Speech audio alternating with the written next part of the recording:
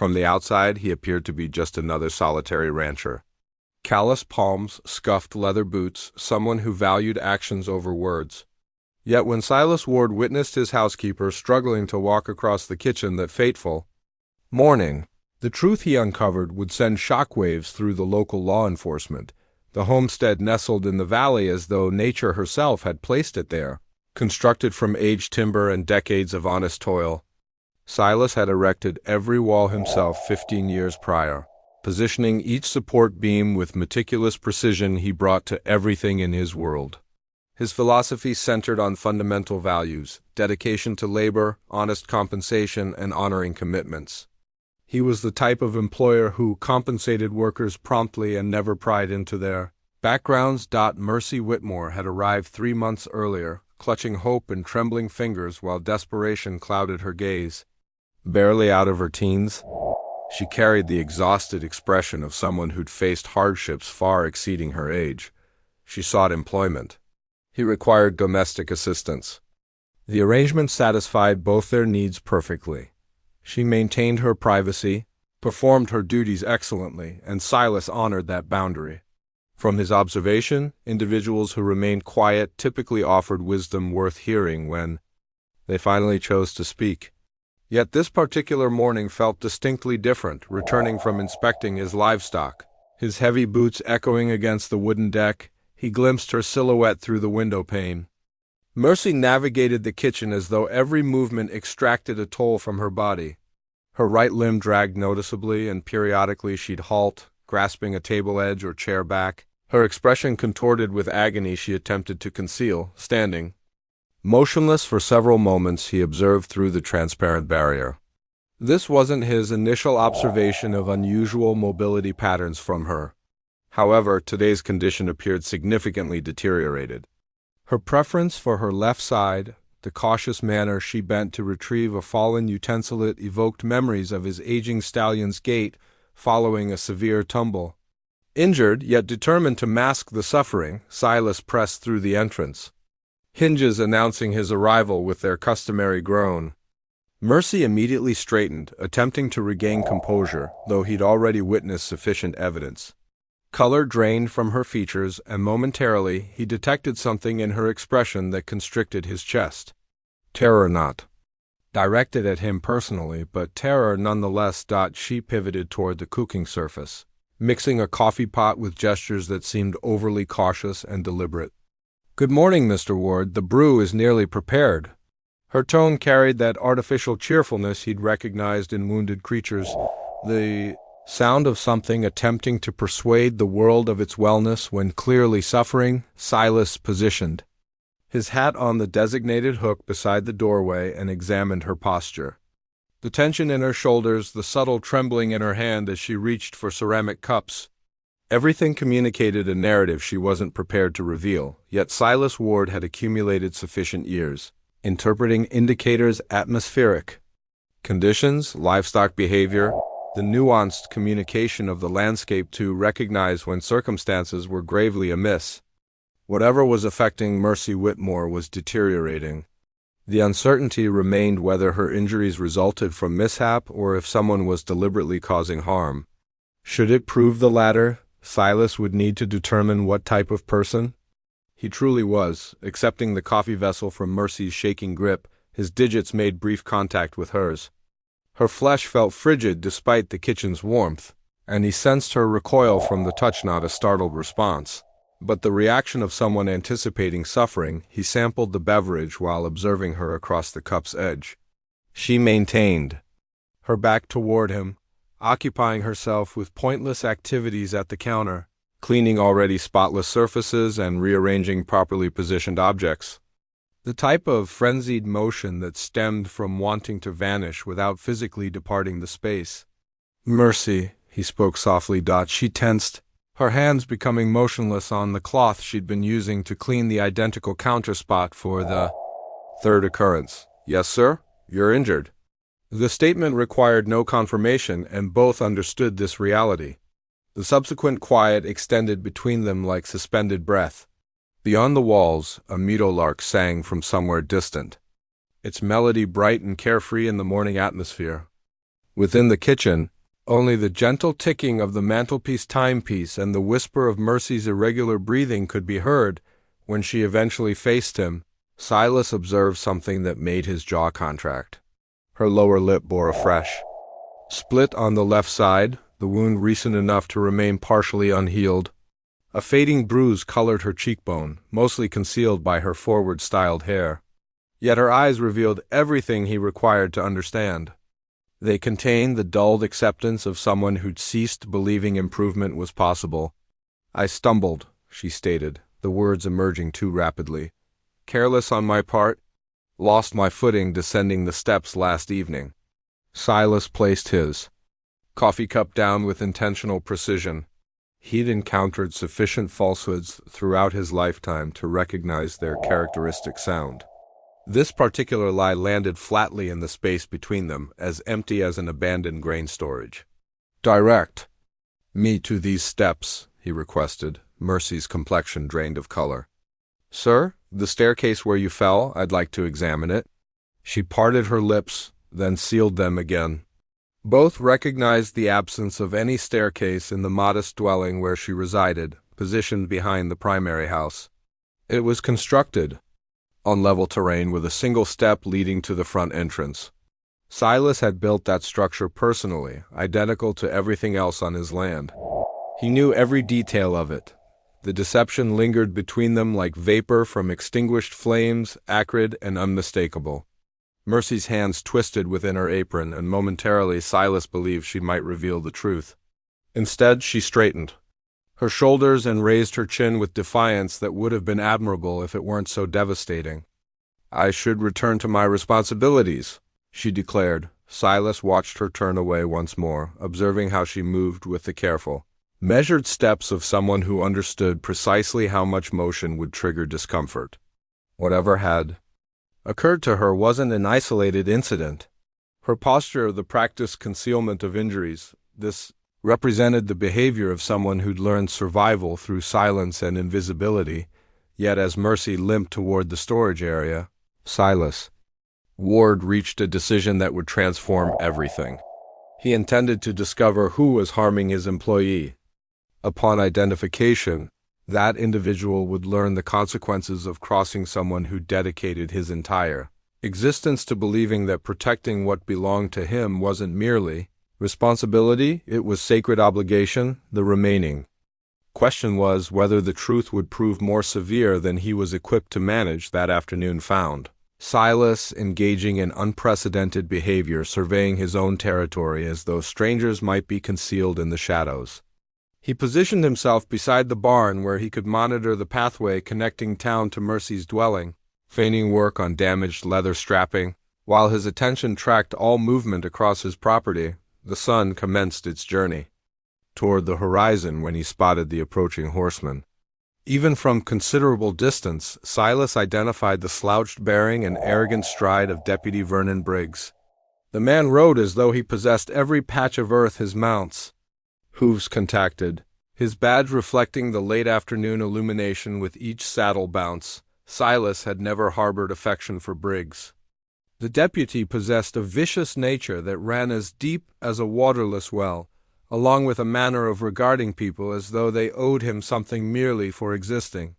He represented the type of lawman who relished authority more than fairness, and everyone in town understood this reality. Yet understanding it and taking action against it constituted vastly different matters. Briggs dismounted near Mercy's residence and secured his animal to the post Silas had erected for guests. However, this didn't resemble any official visit. The deputy glanced around anxiously, ensuring he remained unobserved before striking Mercy's door with his knuckles, forcefully enough that Silas could detect the sound from 50 yards distance. The entrance opened almost instantly, as though Mercy had been anticipating his arrival. From his barn location, Silas couldn't distinguish words, but body language communicated clearly as written text. Briggs forced his way inside without invitation, and Mercy retreated, her stance submissive and terrified. The door sealed behind them, and Silas felt his hands form into fists. Every instinct urged him to march over there and resolve this situation the way his father would have, with his fists and his principles. Yet something restrained him, perhaps. It was understanding that confronting a deputy might worsen Mercy's situation. Or perhaps it was realizing he needed to comprehend exactly what he faced before acting. 20 minutes elapsed. 20 lengthy minutes during which Silas created a pathway in the soil with his pacing, his jaw clenched so tightly it ached. When the cabin entrance finally reopened, Briggs emerged first, adjusting his weapon belt with the satisfied demeanor of someone who'd obtained his objective. Mercy appeared in the doorway behind him. Even from a distance, Silas could observe that she was supporting herself differently, more cautiously, with increased pain. Briggs mounted his horse and departed toward town without backward glance. Whistling a melody that carried on the evening breeze like mockery, Mercy remained in her doorway for an extended moment, one hand pressed against the frame as though requiring support to maintain upright posture. Then she stepped back inside and closed the door. Silas stood there in the gathering twilight, pieces of a horrific puzzle assembling in his consciousness. A deputy wielding excessive power without adequate conscience. A young woman with nowhere to flee and no protection. Now he understood why Mercy had been limping. The uncertainty was what action he would take regarding it. The following morning arrived gray and oppressive, with clouds suspended low over the valley like woolen covering. Silas had spent the night staring at his bedroom ceiling, his mind processing possibilities and strategies. By daybreak he'd reached his conclusion. He discovered Mercy in the kitchen again, moving even more cautiously than the previous day. She avoided eye contact while serving his breakfast, and he noticed she'd arranged her hair forward to hide fresh bruising on her neck. The sight of those marks made something cold and rigid settle in his chest. "Mercy," he said, his tone gentle, yet firm, "I must ask you something, and I require your honest response." She became motionless with the coffee pot suspended halfway to his cup. "Sir? The Deputy Briggs has been visiting here, hasn't he?" The coffee pot shook in her grasp. Momentarily, Silas thought she might drop it completely. When she finally placed it on the table, her movements were erratic and uncertain. "I'm not sure what you're implying," she whispered. "I witnessed him yesterday. I observed him approach your cabin, and I saw your condition when he departed." Silas maintained vocal steadiness, though internally he battled rage that threatened to overwhelm him. "How long has this situation continued?" Mercy's self-control fractured like ice on a warming pond. Her shoulders began trembling, and when she finally met his gaze, her eyes sparkled with withheld tears. "You don't comprehend," she said, her voice fracturing. "He's a deputy. Who would believe my account over his? Who would concern themselves with what befalls someone like me?"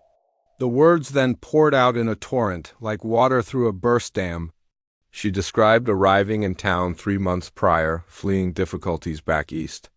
About Briggs noticing her that initial day trapping her behind the general store with promises that transformed into threats.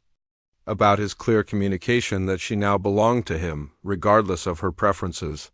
He stated that if I informed anyone, he'd ensure my disappearance. Said there existed mines in these mountains where nobody would ever locate me. Her voice diminished to a whisper. He claimed he'd done it previously. Silas felt something within him become very still and very cold. He'd known Vernon Briggs was a bully and coward, but this represented something else entirely. This was evil, pure and simple. "Why didn't you depart town?" he inquired. Mercy laughed, though no humor existed in it. "With what funds? Where would I travel?" He ensured everyone understood I was under his protection. Nobody would employ me. Nobody would assist me. You were the sole person who'd even offer me work. Silas rose slowly, his palms flat against the table. When he spoke, his voice carried weight that seemed to occupy the entire kitchen. "He will not harm you again. Mr. Ward, you cannot. He'll eliminate you or manipulate the sheriff into arresting you for false charges." These men shield each other.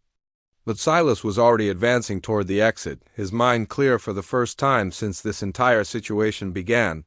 He paused with his hand on the doorframe and looked back at her.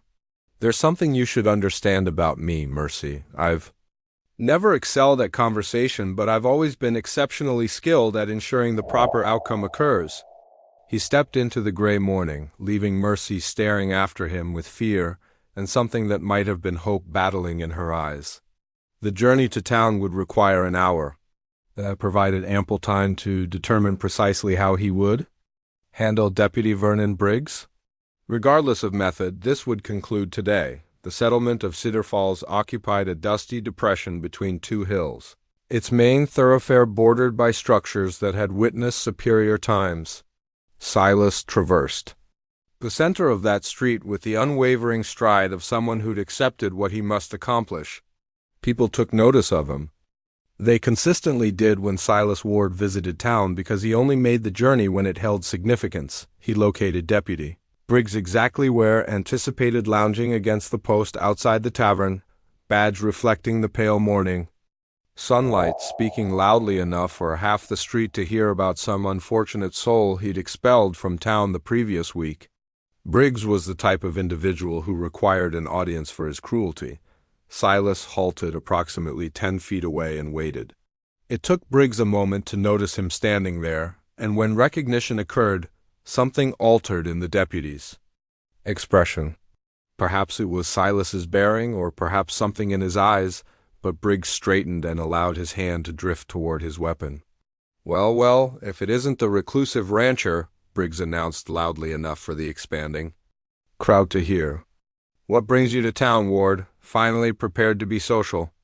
"I came to discuss Mercy Whitmore with you." The words descended into the morning atmosphere like stones into motionless water. Briggs's expression cycled through several reactions: surprise, calculation, then a gradual, repulsive grin. "Don't recognize who you're referencing," Briggs stated, though his eyes had become hard and flat. "I believe you do." Silas advanced one step closer. "I believe you know her quite intimately." The crowd was expanding now, attracted by the tension crackling between the two men. Silas could sense their attention on him, could hear whispered conversations beginning. Perfect. He wanted observers for this confrontation. "You have something to communicate to me, Ward?" "You better express it clearly," Briggs growled, his hand now resting openly on his weapon grip. Silas surveyed the assembled faces: merchants, farmers, wives with children peering from behind their skirts. These were individuals who'd endured Briggs's brutality for years, too frightened or too powerless to intervene. "I'm stating that you've been harming a woman in my employment," Silas announced, his voice projecting clearly in the morning air.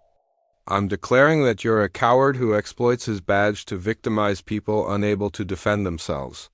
The crowd became completely silent. Even the horses seemed to detect the tension, shifting restlessly at their securing posts.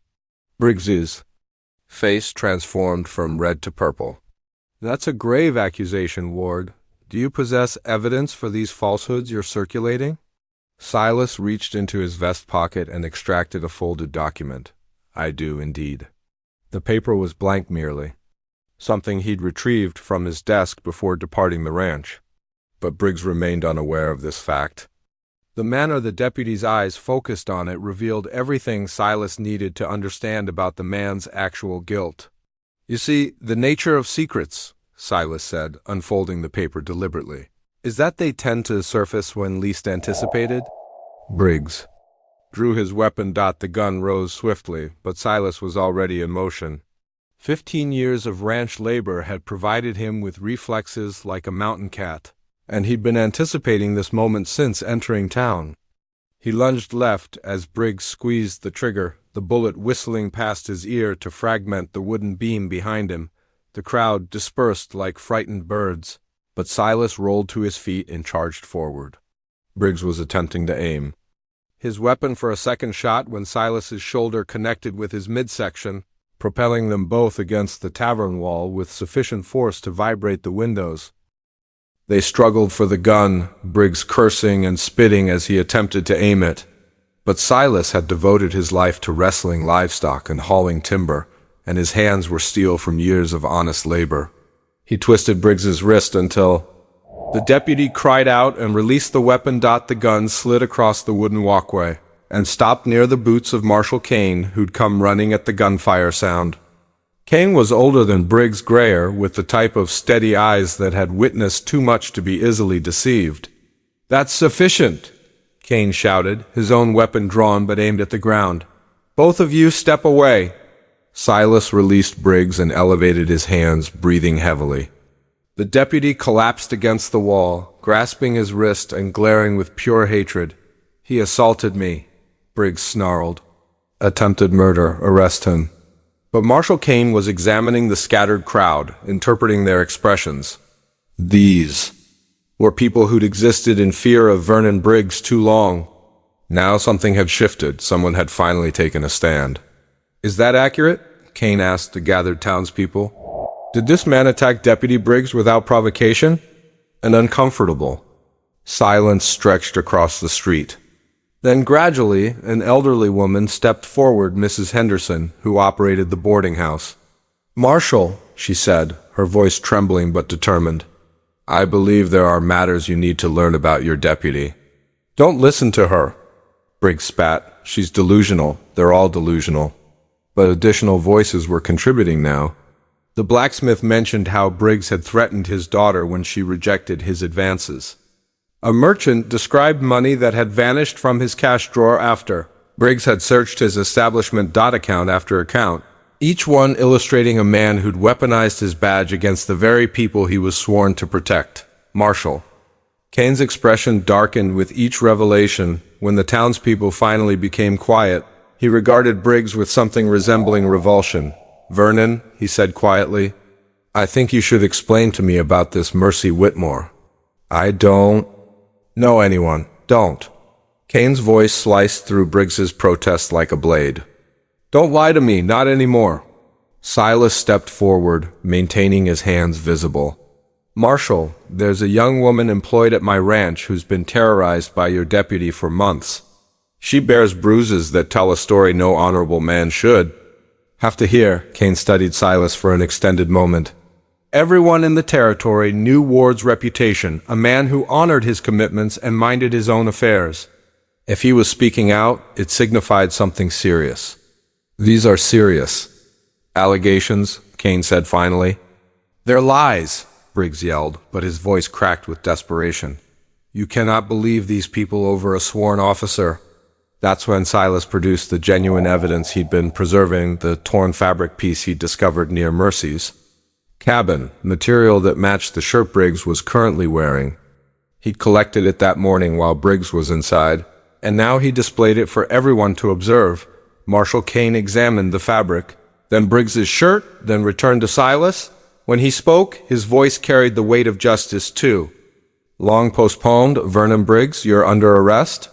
The cell door slammed shut behind Vernon Briggs with a sound that seemed to reverberate throughout the entire town. Marshal Kane rotated the key with deliberate care, then suspended it on the hook behind his desk where everyone could observe it. The former deputy sat on the narrow bunk, his head in his hands, finally comprehending that his reign of terror had ended. "I'll require you to bring Miss Whitmore to town tomorrow," Kane informed Silas as they stood outside the jail. "She need to provide her statement officially." Silas nodded.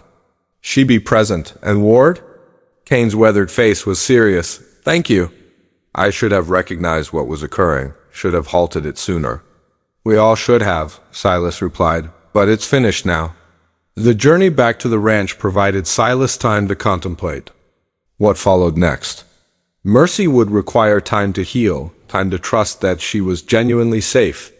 But for the first time in months, she'd be able to rest without fear. He found her seated on her cabin porch, gazing out at the mountains as though seeing them for the first time. When she heard his horse approaching, she rose slowly, her face filled with questions she feared to ask. "It's finished," Silas said simply as he dismounted. "Briggs is incarcerated. He won't be troubling you or anyone else anymore." Mercy's knees buckled, and she sat down heavily on the porch steps. For a moment, Silas thought she might lose consciousness. Then the tears came, not the silent, desperate weeping he'd witnessed before, but the type of tears that wash away months of accumulated suffering and terror. "I cannot believe it," she whispered. I thought you thought incorrectly, Silas said gently. Sometimes it merely requires one person willing to stand up and declare enough. They sat in comfortable silence as the sun began setting behind the mountains, coloring the sky in shades of gold and crimson. The ranch felt different now, peaceful in a way it hadn't been since Mercy's arrival. The shadow that had hung over them was finally lifted. What occurs now? Mercy asked. Silas contemplated the question. Now you recover. Now you remember what? Feeling safe is like. And if you wish to remain here, there's always work for someone willing to perform it honestly. And if people inquire what happened, let them inquire, Silas said. Truth has a method of spreading faster than lies once. It begins. As stars began appearing in the darkening sky, Mercy Whitmore smiled for the first time in months. It was a small smile, hesitant and delicate, but it was genuine. And for Silas Ward, who'd never been much for grand gestures or eloquent words, that smile was worth every risk he'd undertaken. Sometimes the most crucial battles were fought not with weapons or armies, but with the simple courage to stand up when standing up mattered most. And sometimes when a quiet rancher finally decided to speak, his voice could shake the very foundations of justice itself. The truth had liberated them both. If you found this story compelling, click the video on your screen now to watch another unforgettable tale where honor and courage collide in ways you never expected. Don't forget to subscribe and consider a super chat to help us continue bringing you more stories like these. Your support means everything to us.